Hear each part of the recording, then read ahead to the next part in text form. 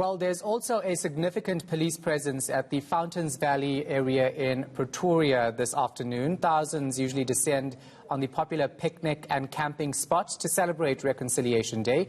But this year, strict COVID-19 restrictions are in place. Barry Bateman following this story for us. He joins us live. So earlier, Barry, you were out there at Fountains Valley. Let's start with security measures and access control. How is that looking?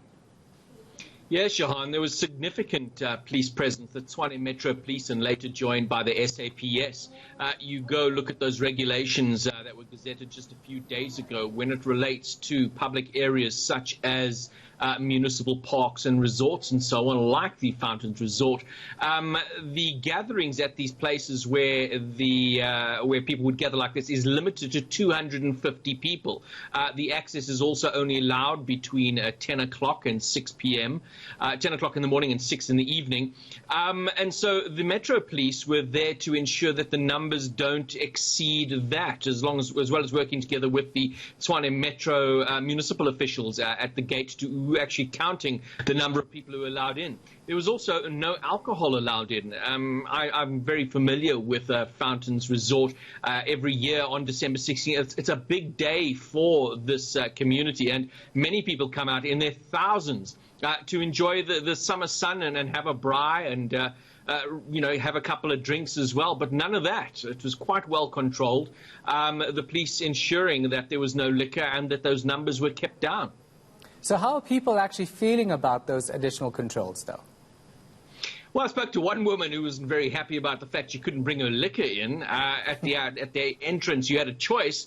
You could either surrender your liquor, which was poured away into a drain there, and you could go in, or you would just have to turn away, and many people did that. But by and large, Shahan, the people were quite satisfied with the measures being put in place. They acknowledged that the threat of COVID-19, and they appreciated why it was being done. There was also appreciation for the fact that they had a little bit more room. As I said earlier, you just go there on any other year, and it would be packed full of people. Here with 250, there was more than enough place to find a bride to have your meet. But I spoke to several of the people. Take a listen to what they had to say. I feel they're doing a good job because they didn't allow the alcohol to come in, and then the screening was fine, the temperature was checked. We've been sanitized, and then as you can see, there are not so many people. I think the restriction is going to go so well so far.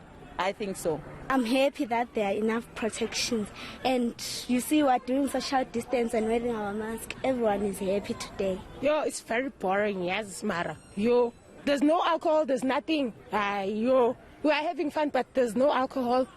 But there's alcohol, you can jive, nyana. You see, Mara, it's boring, right? It's very important so that you can't get affected in corona and you can't get sick. Barry, I couldn't help but feel the pain of that one lady. So let's talk about the rest of the festive season and how everything will be monitored. Yeah, I was speaking to the MMC for Community Safety, Corin Mayer, yesterday, and she was saying, first off, no events have been authorized for the rest of December, as well as the going into January next year. So where ordinarily there would be the big events on Boxing Day, for example, of course there's New Year's Eve, none of that is going to be happening. And they're also going to be keeping a close eye on places like Fountain Circle or Fountains Resort. There's the Derdeput Resort in the north. There's various parks in the city where people congregate on days such as Boxing Day, New Year's Day as well. So those limits on the number of people who are allowed to enter these particular venues and the prohibition of alcohol will continue to be enforced throughout this holiday period. All right, we're going to leave it right there. Barry Bateman is in Pretoria.